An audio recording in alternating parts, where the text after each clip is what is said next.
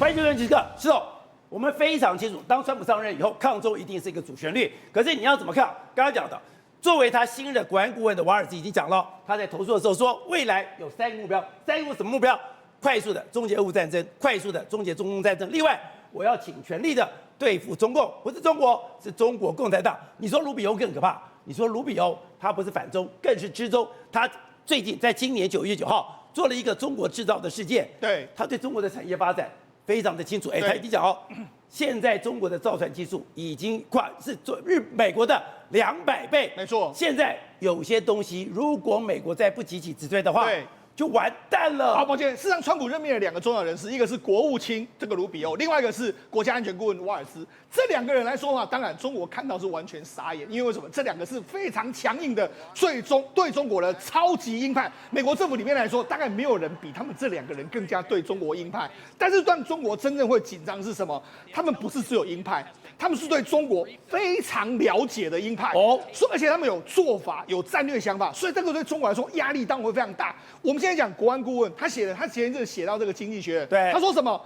下任总统简单做3个任务：第一个，快速终结俄乌战争，终结这个中东战争，然后呢，把权力呢对抗我们这个敌人，唯一的敌人那就是中国共产党 （CCP）。而且他讲，中国共产党是美国的最大威胁。对，好，所以你看，国安顾问已经有这样的这个路线出来。但是呢，这个卢比欧他要做什么呢？我们知道卢比欧呢，他曾经有写了一个文章，因为他很在意产业的发展，所以他写了一个叫你看，今年9月9号发布的《中国制造的世界9年后的中国制造2025》。因为他事实上，习近平上台之后喊出中国制造2025，对不对？但是后来他没有喊了。没有喊的时候，美国人很多人就不在意了。对，但是卢比欧说不行，我们要在意，而且我还特别做了一个非常详尽的报道跟调查之后，我把这个中国当时说的2025的这个目标，我把它罗列清楚。目前为止，中国跟我们美国的差异在什么地方，我把它讲得非常清楚。好，那华尔街观众朋友讲哦，现在中共是美国的最大威胁，对，而这个最大威胁是什么？又威胁在哪个领域里面？居然在这里面是已经清楚交代。刚刚讲。你现在的造船，你的能力已经是美国的200倍。对，你现在的电动汽车，你现在出口车已经比各个国家还要多。你在能源上面，你是核反应的领导者，控制了80%以上的太阳能发电。这个东西对美国来讲都已经是重大威胁了。对，简单这个报告里面的 The World China Map 这个报告里面来说，你看他说已经攻克2025的是这个价值来说，里面几个电动车。能源还有发电，还有高铁，还有造船，这几个美国没有拼了，美国已经没得拼。你看，光是造船，中国造船能力是美国的200倍。然后呢，中国的这个高铁已经建了28000英里，美国呢目前为止不到2000，对，差太多了嘛。另外，它的发电核反应炉是世界领先，风力发电、太阳能发电都是世界第一。然后电动车现在目前为止出口量是世界第一，所以这几个我们已经美国没得拼了，所以这几个我们已经没救了。所以我看到这个我都觉得。中国真的是美国最大威胁了，所以接下来他要罗列接下来几个就是未来的重点，什么重点呢？他说有几个项目，例如航空航天，中国在商业航空表现不好，我们C919并不好嘛，对不对？但是航太相对成功，然后中国的无人机制造已经占领了美国90%的商业市场，所以接下来美国要防止它的商业航空这个部分我要遏制住，所以。美国现在90%的无人机，对，都是大疆无人机。是的，现在唯一跟人讲，为什么你的C919，对，我的发动机不给你，我的重要的这个通讯不给你，对，我要至少卡住你的商业发展。所以卡住你了。好，另外一个生物科技，中国的生物科技还是依赖西方的资本还有专业知识，所以呢，我们现在呢这些东西不要给他。另外，新材料，中国已经建立了庞大的新材料的研发基地，但是这些基地的成果竟然不尽人意，那我们美国要跟他拼。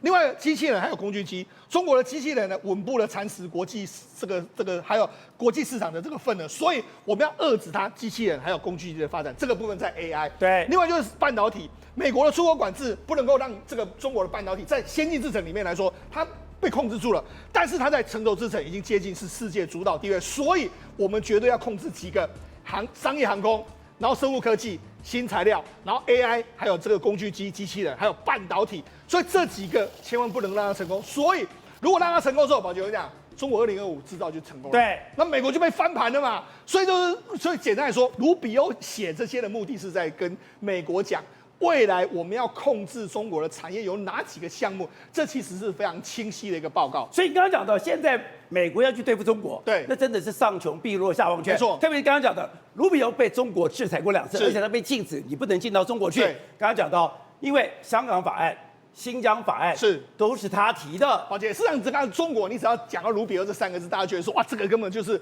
中国最讨厌的人。为什么这样讲？实际上，你看他从他的真的是中国是会觉得他劣迹斑斑。你看，2011年的时候担任这个参议员，当年他就见了这个西藏的流亡政府的领袖嘛，对。然后紧接着开始一直主导所谓西藏问题，他一直在讲。然后中国不是在2014年划了所谓东海防控识别区吗？他就指责你这样讲。然后甚至是菲律宾的时候，他也主张，我们美国要站在菲律宾这一边。然后开始一直对中国，包括说像华为，这个香港法案、新疆法案，甚至还真的认为华为不能够让这个我们美国不能够卖华为的这个相关产品，甚至抖音相关的也都是他。所以就是说，你看，所有跟中国企业或者中国相关的，全部都是他。所以为什么他会被中国禁止两次的这个禁止？而且他现在是港澳中国大陆地区都全部不能都不能去，所以呢，他跟你一样都不能去。对，所以他现在呢，他是被禁止的，我们是没有不能去，但是他是真的不能够去。所以呢，事实上他现在等于是最抗中的一个这个国务卿正式上台了。好，以前我们刚才讲，你其实跑政治的新闻里面，最重要的就是人事新闻，因为你在人事新闻上，你就可以非常清楚看到他的未来的这个政策走向。今天刚才讲，你找到卢比欧，那就绝对是抗中，而且这个卢比欧的抗中不是嘴巴讲讲，对中国有非常深刻的研究，对中国的产业有非常深刻的研究，上穷碧落下黄泉，要全面的一个打击。另外，他找了一个所谓的新的他的国安咨询顾问瓦尔兹，对，你说瓦尔兹更可怕，他是对曾经绿扁帽出来的，他是战斗英雄。对，没错。我们看华尔兹，你看这就是他当初在整个战场上面的这个状况。他曾经是绿扁帽的这个成员之一啊。然后他当兵当了27年，还当过美国的陆军还有国民这个卫队，当了27年。然后他有4枚的这个同心勋章啊，所以呢，他是一个非常战功彪炳的人物啊。所以你知道他是非常有这个实战的经验。然后他有写过书，他写过这个书是什么？他说硬道理，以绿扁帽的这个方式来思考，还有领导众人的书里面来说，他就说我们要中国开战要怎么办呢？第一个，加速武装台湾，然后加强对太平洋地区盟友的防卫承诺，还有这个基建的这个现代化，加速武装台湾。所以他写的非常多嘛。所以为什么有人就说，哎呦，他们上台的时候，搞不好我们台湾要的武器呢，会不会真的有可能会来到？因为这2天我们看到台湾很多人担心说，怎么庞贝奥没有进去，怎么海地没有进去？是，那这些2个亲中的没有进去，是对台湾会不会有影响？是，就没有想到刚刚讲的卢比欧。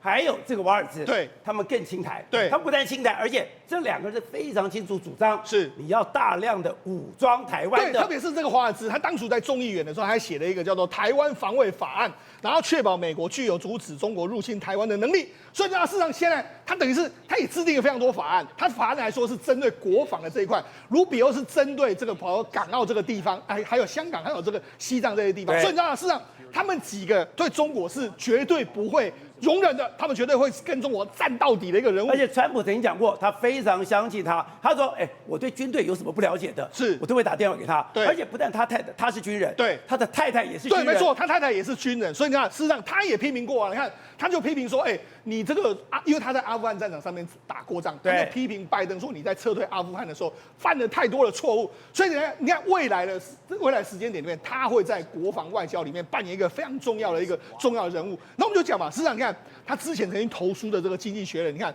China is the biggest winner from Biden's foreign policy 嘛，就也就是说他认为是这样子哈。对，他讲了，就是拜登的外交政策是中国最大赢家。对，重大的对手就是中国，然后要快速的结束乌克兰战争，然后要快速的要抵御中国对台湾的这个状况。他就说什么要开始增加国防支出，还有重振国防的这个基础建设，然后确保武装部队能够抵御中国对台湾的攻击。所以呢，这个川普不是说吗？他要打造成一支非常强大的美军嘛。对。所以呢，事实上他的很多承诺里面，其实跟这个瓦尔兹他的这个想法里面，其实都不谋而合。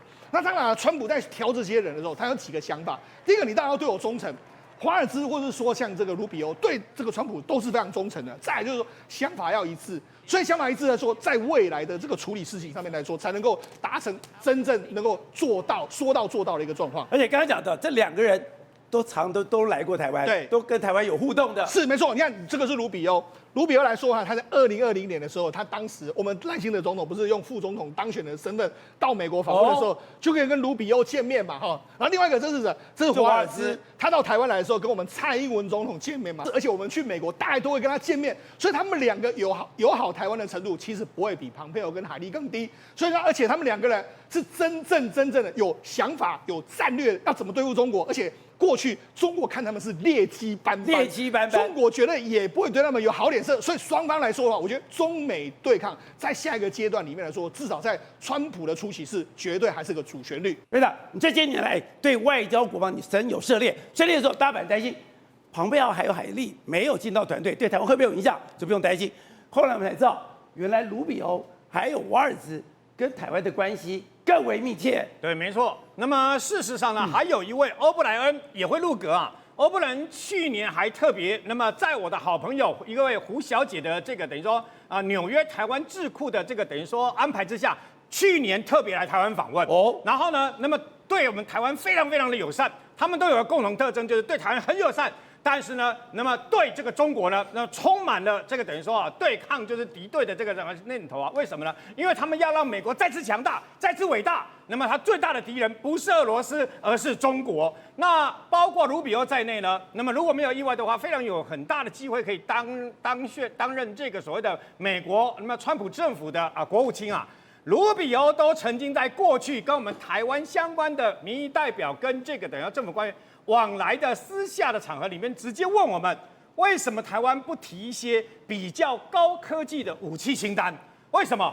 过去是不可能的。过去因为我们台湾的这个国防部非常的保守，我提出来不会卖提出来好几次都不会卖，干脆不提了。F-35B 就是这样嘛。对 ，F-35B 提了2次，提2次以后呢都不卖，所以干脆后来就不提了。提康特罗加的神盾号呢提了 N 次因为提了 N 次一直被拒绝。第一次川普当总统的时候，后来那个拜登当总统的时候都拒绝，所以干脆后来就不提了。后来就想要自己做嘛，你要自己做这个小型的这个相关的军舰，我也没有意见了。但问题是，里面最重要的雷达跟垂直发射系统还是要美国的神盾系统嘛，没有美国的神盾系统没有用嘛。现在他们提康特罗加18艘封存的神盾舰。马上可以卖给你呀！那么我跟你讲，拜登政府不客气说了，因为贺锦丽是不是要程序拜登所有的政策，对不对？对。所以呢，贺锦丽当选，他对台湾的军售大概也是那一些，大概17、8套，都那一些，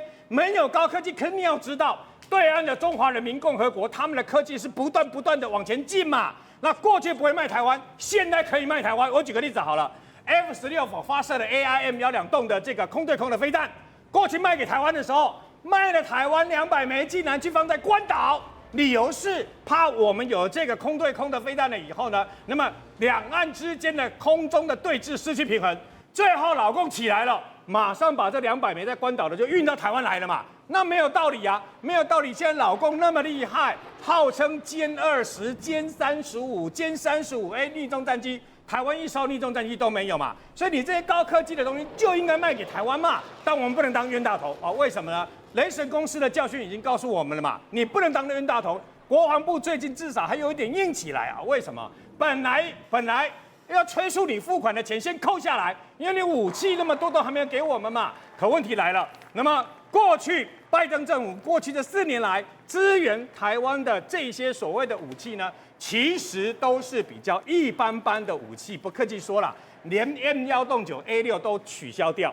那么这个所谓的海马斯火箭弹呢，11套是已经到台湾的，是川普卖的。后来因为帕拉丁不卖了，所以后来才补了这个19套的海马斯。但是不能只靠所谓的海马斯火箭弹呐，我们需要更多的东西啊。E2D 加 F-16V 才抓得到它的逆中战机。抓得到，我跟你讲，中共不断在尝试用歼20在试我们的雷达，所以我们的国防部呢，事实上呢，有技巧的只公布了我们想公布的东西，包括那么来台湾的这些所谓，你没有发现现在越过海峡中线还是那些飞机，我们有很多的型号，歼15歼15啦，多少是这个等下歼10是多少，我们不再像以前一样巨细靡遗的公布嘛？为什么？我抓到歼20，我干嘛让你知道？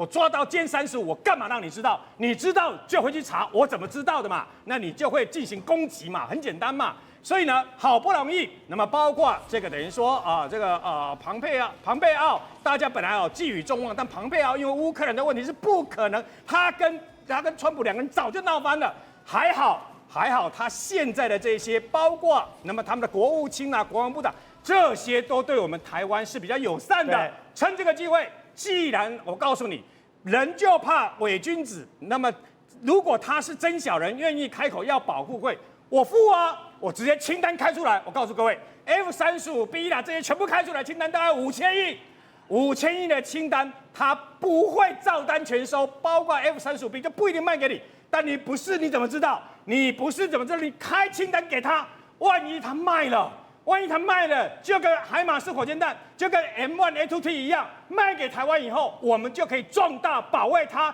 台湾的战力就可以继续往前冲。公安拍天爱啦，本来是刺猬，今晚变豪猪，以后是可以发射刺猬的这个箭猪啊，包括 AGM-158。已经讲了6、7年了，都得不到的东西，包括智慧型水雷，全部开出来，只要卖给台湾，那对我们来讲，那都是我们以后的护身符。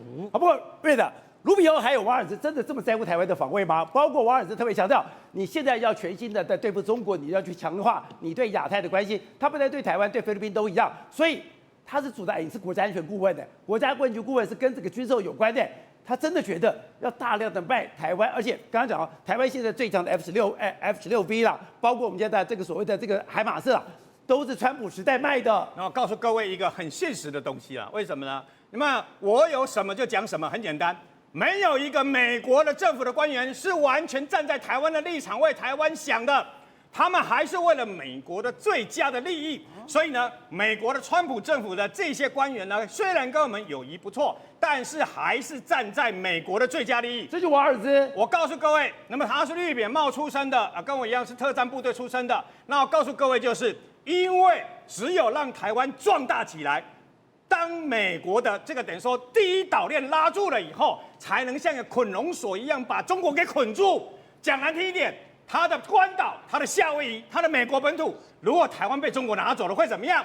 会马上中国就兵临城下，整个太平洋变中国的内海了。那对美国来讲呢，是不能接受的事实嘛。所以呢，他还是为了美国的利益，但是至少他肯卖我们这些高科技的武器，让我们至少可以跟这个我们的敌人呢有抵抗的能力。好，辉仁，另外讲的，中国当然也担心，也注意到了川普可能上台了以后，他们也说。真的准备了10兆的银弹，要准备打这场战争。对。可是大家发现，你这10兆的银弹讲完之后，你的股市继续跌，你的人民币继续跌，你所有的东西继续在萎缩。这10兆人民币好像是打水漂一样，丢在水里面，什么都没有了。是，宝杰哥，事实上这10兆人民币有超过50%都是干嘛？借新还旧，根本不是要去还债的、还债用的、还利息的，真的，所以根本没有办法彻底解决相关的问题哦。这就是从相关的数据就可以看得出来。所以大家讲说，中国大撒钱的希望已经落空了。落空了，他们本来是想说啊，那个之前温家宝啊，在2008年的时候啊，全球金融海啸的时候啊，砸了4兆、砸了8兆啊，什么铁公鸡啊、铁路基础啊，这些相关的建设，把中国这个火车头慢慢带出了一个谷底，就以为这一次把温家宝又请出来，对，再找4兆，有办法再把这个经济打入强心针，结果发现哇，虚不受补，因为整个地方债务的问题实在是太严重了，他这个钱一下来，马上就去还地方债，马上就还利息。根本没有带动相关的投资。你要知道，如果说这个钱投到那个它的基础建设里面，每一个1分钱可能可以带动4分钱的一个相关的一个机会，它就会形成一个正面循环。它现在不是，你这个钱撒出来之后，马上就回到了金融机构，完全没有造成任何一个经济上的一个波动，所以他们才说这根本就是假的。甚至现在人家就说啊，本来中国这个财政部长啊还讲到说，哎呀，你这个我们这2028年我们解决地方债的问题会从原本的14兆人民币降到2.3兆，就人家说没有，外面人家 IMF 这样估起来，你根本真正的地方债务的金额是多少？高达60兆人民币。60 60兆，你现在才放水放个10兆，对，有什么用？根本一点用都没有。所以他们就讲到说，这个现在你不要说是因应川普上来之后的整个状况，你根本没有办法解决你自己沉疴已久的这个债务问题。还有第二件事情，除了这个你要撒币之外，最重要的一件事情，你资金要进来啊。另外一个是很可怕的数据是什么？就 FDI， 也就是个外国直接在中国投资的金额哦，竟然已经创下这1990年来30年来的一个新低。新低之外，还出现一个净流出。净流出是什么意思？我中国出去的钱，竟然比外国进来的钱还要来得多你看，今年前3季外商对中国直接投资的净流出128亿美元，特别是今年第2季跟第3季。整个净流出金额来到了229.6亿美元，所以这个刚好这个佐证了我们之前讲的，很多中国的钱是透过一些其他的管道慢慢流出，而外国的钱要到中国这边带动投资的部分，全部都锐减。其中你不要讲其他国家，就讲台湾。台湾在2010年的时候，我们到中国投资的金额来到多少？站在我们所有外国投资里面83%，就是说我们有100块要在外面投资，其中有83块都选中国。就现在数字，今年前3季只剩下7块，只剩下7.4%。我们现在100块到外面投资，90几块都是投资在不是中国的地方，美国啦、新加坡啦、哪里越南啦。就是不在中国，到中国的部分竟然只剩下差这么多，就差这么多。2010年其实也没多久之前，我们对中国投资比重83.8，对，结果现在前3季，我们对中国的投资比重只有7.4，所以代表着你知道，本来就是全世界的资金都流到中国去，帮他们带动中国的一个经济，所以他们的经济可以发展起来，所以他们的就业率各个方面，还有因为你的劳工有钱了，你才有办法有消费嘛，所以投资才会带动消费这一块。现在中国是变成一个恶性循环，什么恶性循环？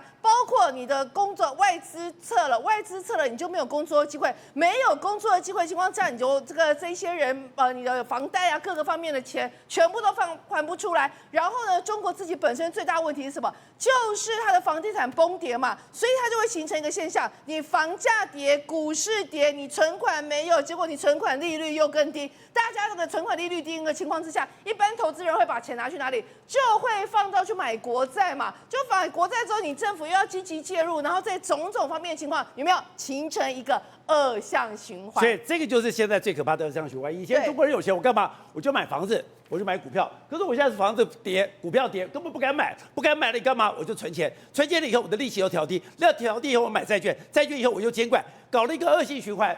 我什么都不敢做了，什么都没有，都不敢做，完全都不敢做。所以现在大家都变成是怎么样？就变成是说，你政府说好，政府前进股市，结果我还不敢去，我就把放在国债，就是说好，我们现在国债，什么30年期，它好像是今年5月的时候推出一个国债，结果推出那个国债之后，发现国债价钱飙涨，为什么？因为所有人不敢去买股市，不敢去买房地产，把钱全部都投到国债去，结果导致国债整个利率就变成非常低，所以它就真的变成是你政府的口号，钱要往哪里走，人民完全跟你对坐，完全不相信你政府，所以形成中国的巨额资金没有办法可以去。然后呢，现在最好笑的一件事情是，现在川普要来了，大家都等着看，大家等着看你中国有什么样的一个方案可以提出来。结果现在呈现的数字是什么？你本来花了大钱去买黄金，结果黄金崩跌；你花了大钱去弄的外汇存底，现在外汇存底也不断下跌。还有一个最重要的一件事情，他们本来在今年8月29号的时候砸了4000亿，4000亿就说，我要救市，救什么事呢？就我的汇率不断的跌啊。结果他们就去弄了一个，就是说，我去买了特别国债之后。结果你没有想到，对你那个4000亿一砸下去的当下，果然离岸人民币的对美元的汇率应声上涨，真的涨上来喽。结果有效期限不到3个月，现在又跌回去了，现在竟然又跌回去，那你为什么你的这个人民币又开始崩跌？因为大家对你这个没有信心嘛。所以中国的资产是全面衰退，衰退就是我人民币衰退，我买了一堆黄金衰退，我的外汇存底也衰退。我的所有内销、所有的物价也都在衰退，而且宝杰哥更可怕一件事情是，它不断的印钞票。所以他印钞票导致你印了这么多，他竟然从今年2月到10月，他印了大概10兆人民币的钞票，包括他的一个相关的货币，看起来本来在去年年底的时候，看起来整个货币余额是299.56兆人民币。到今年10月已经来到了多少？已经来到309.71兆人民币耶！这代表着你过去这段时间，你已经印出了10兆人民币，不断的救市，结果有激起任何一点涟漪吗？没有吗？没有，反而是你所有买的，包括你买黄金，黄金本来在今年大概10月的时候飙到每盎司来到2600，每人想说哇塞，这样飙下去了，可能哇那个到年底可能会突破到3000，就没有想到中国买到现在又跌了，所以人家就说现在感觉上中国真的是有人在随着进步啊，新菜龟，他不管钱往哪里跑，那个地方那个资产就不断的下挫。更可怕的是，现在中国房地产泡沫的危机真的很大。他们甚至有个数字估，光是2、3线城市房地产空屋余屋率竟然来到多少？9000多万栋的房子都空屋卖不掉。他们说如果以每一个房子住3个人的话，全巴西现在中国的余屋可以住全巴西的人口。由此可见，不要说是川普上来，中国没有任何的救市的因应之道，连他们自己现在的经济已经衰败成这样，看起来过去这10个月以来没有办法提出任何的方法。好，是真的现在刚刚讲的，中国的人大的常委开了一个会议，我们就准备10兆，刚刚讲4兆跟6兆2个加起来10兆，跟10兆加起来应该是振奋整个信心啊。当年温家宝4兆就风生水起，4兆就变成了世界制造业的火车头。是，怎么我这个10兆打下去之后，我刚刚讲到人民币也跌，外汇也跌，我的所有经济全部都在跌嘞。简单来说，人家对你拼经济没有信心嘛？为什么对他拼经济没有信心？因为第一个，现在中国在主掌经济的人呢，虽然说你请出温家宝，让他来重新来主宰这些所谓经济政策，但是呢，习近平还是没有松手。目前为止，真正管经济的还是叫何立峰嘛。何立峰，那何立峰来说的话，因为那《华尔街日报》他不懂经济吗？《华尔街日报》还弄个报道，这个何立峰在华美企业绕不开的这个中国经济的守门人。好。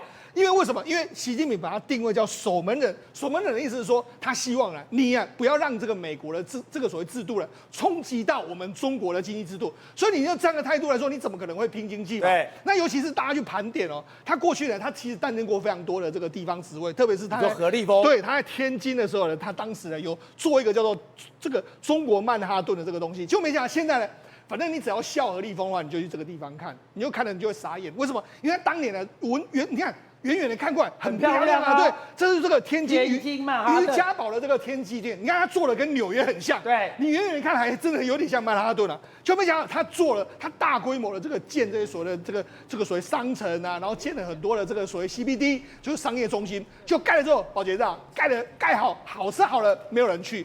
所以呢，没人去，对，星巴克还有商场都没有人去，然后甚至连这个办公大楼都没有人去，所以就说这个案子变成是个彻头彻尾的大失败。然后大失败的时候，你看，因为短时间之内的确让这个天津短时间的经济有好转，但是你毕竟你要背上了这个沉重的负债，所以也就是说，现在的天津所有的负债就是由这个何立峰所搞出来的。你自己搞了一个烂屋，对，结果你现在不能收拾，就现在管整个中国的经济，对，甚至有人跑去刚才讲的这个天津的曼哈顿，对，天津曼哈顿这个地方叫瑜伽堡，他说这个地方非常的魔幻，对，怎么样的魔幻？我下午3点在瑜伽堡的这个路上，我把车子停起来以后我把车门一关，你知道发生什么事吗？对，嘣的有回音，轰，嘣的有回音，是代表什么？都没有人。他说感受什么？感受人类瞬间灭亡的曼哈顿是什么模样？也就是说，明明就是白天啦，那为什么突然没有人呢？那就是人就突然灭亡的这个感觉就是这样。所以他是这样，你看，这就是魔幻的这个地方，就是都是空的。他搞成这个样子，好，那讲何立峰这个前科累累不说，保洁站事实上他还怎样？因为过去一段时间他的位置事实上过去他前一任是谁？刘鹤。那刘鹤呢？刘鹤他至少坐在这个美国这个白宫前面，他可以跟川普直接讲英文啊。他后来不是签了这个所谓的这个他们的这个购买清单吗？刘鹤签的嘛。然后呢，再往前的话是周小川啊，然后再往前是谁？朱镕基。他们几个英文都溜得很，可以讲上几句。可是问题是何立峰不会讲，他不会讲，他中国土生土长啊。然后他后来早年的时候，他念完书之后，他就跟在习近平身边。所以他就一路在习近平的身边，他没有什么经济的底子，他除了大学念了之后呢，后来就没有经济的底子啦，所以他没有搞过什么东西啊，所以他不会跟外人沟通啊，所以他等于是他就是跟着习近平啊，所以就是他当然不会。他不是厦门大学财经系毕业的吗？但是问题是，他没有实务的这个经验啊，而且习近平交付他的任务，你就是把它做好啊。好，那我们讲为什么《华尔街日报》会报道他，就让大家觉得有点恐怖。主要原因就是这样。你看为什么？因为他就是说，这个他和立峰，反正你刚才人家看，人家就说外商啊都认为说你应该来这个争取嘛，但是他开口闭口就跟你说我们中国的经济安全，他觉得说你根本就很像是习近平嘛，那我是要跟你谈生意，对，那你跟我讲安全，那完全就不一样。另外是什么？你看第一个。今年4月，叶伦不是去中国访问吗？对。然后就跟何立峰见面，然后跟何立峰见面就说：“你中国制造业，你这样子产品呢，伤害了全世界。”结果何立峰说什么？中国的出口廉价产品对全世界是好事啊，这并不是个问题。他说呢，市场终究会解决所谓供需不匹配的问题，所以我们有多少供给，市场就有多少需求。大家完全傻眼，你这个供给那么多，大家一定会完全挂掉嘛？对的。现在这张照片，在中国引起了很大的一个震撼。这个怎么在中国现在出现了很多这种突发事故，是有的是拿刀乱砍人，特别是之前不是一直要去砍这个所谓的日本小学生、日本学生吗？这个要不要讲？你看地上躺着一堆人，这地上躺着一堆人，居然是在珠海。珠海现在是航空站，照理应该是戒备非常森严的地方，居然有一个人开着卡车到那边横冲乱撞。宝杰，你知道吗？那么日本的秋叶原无差别杀人事件，那么冲撞人群啊，那造成几个人死亡、几个人受伤，就已经不得了了。你知道这一次的这个珠海的相关的撞人事件，总共造成多大的伤亡事件吗？死亡人数最后统计出来，竟然高达35个人死亡跟43个人受伤啊！那么本来中共还想要把新闻压下去，但是因为有太多人啊，太多人直接拿手机就把现场给录下来，然后就传出去。我看到画面很可怕。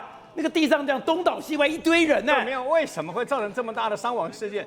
最主要是因为这个62岁的这个樊姓男子啊，他驾驶他黑色的越野休旅车，他把这个地方本来是这个等于说珠海体育中心，大家沿着旁边都在运动嘛，所以人很多。然后呢，他不让车开进来，所以呢，其实是有障碍物的。但是他直接用这个越野的这个休旅车撞开那个障碍物了以后呢，直接冲进来。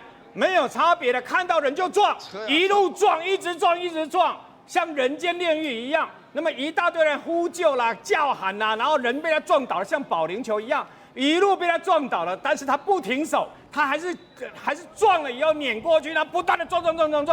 那时候有倒了好多的人呐，倒了好多人在在地上的人，有些人被撞倒以后都没有发出声音了，应该就是欧卡，就直接就等于说欧卡了。然后呢，那么紧接着来，他还不断的撞，以后呢，现场那个尖叫声一大堆，马上有人除了这个现场除了有人去救，有人去这个用手机录下来之外呢，还有人报了警。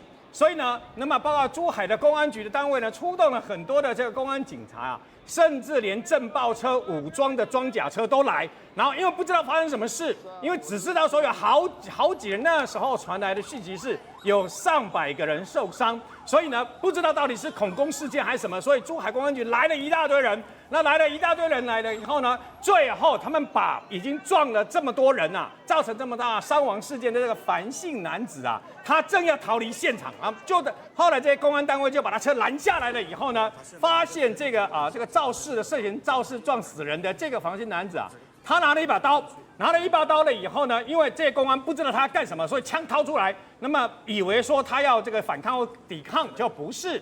他竟然在犯下这样滔天大祸了以后呢，他在车子里面，他知道自己逃不掉了，所以他在车子里面自强往脖子上面呢一抹，所以后来他们赶快破门，然后把他拉出来，但那时候已经因为失血过多，所以就陷入昏迷啊。他们马上把他止血以后，紧急送到医院去，因为要查明到底是什么。宝杰，你知道这一场悲剧最后造成35个人死亡，本来一开始是10个人死亡，但后来因为那么这个被撞伤了以后，很多人都是内脏出血啊，所以等到你送到了医院了以后呢，那么经过抢救还是无效，所以才会从10个人死亡暴增到35个人死亡，然后最后还有43个人受伤，不过这43个人受伤的部位大概是四肢比较多，所以呢没有生命的危险呐。那到底为什么犯下这样的事情嘛？对他干嘛？你到底是对谁不满嘛？你知道是为了什么？为什么？为了离婚呐！为了他太太要跟他离婚，离婚以后增加财产分配的问题，他不满了以后呢，就没想到就因为不满他太太离婚分家产的问题，他竟然选择了这条路。这些老百姓跟他有什么关系啊？没有关系。但是在犯罪心理学上面呢，那么有些要做重大事情的人，而且这种人通常一般都不是一般的这个作奸犯科的有前科这些重刑犯的坏蛋。当他们自己的心情没有办法宣泄的时候呢，他就会去找比较容易得手、比较容易宣泄的无辜第三者啊，来进行一个报复。就没想到62岁的樊姓男子，他因为自己婚姻的不幸跟财产的不满，最后开车撞进去，造成这35个人莫名其妙，35个人死亡，35个家庭破碎的天大悲剧。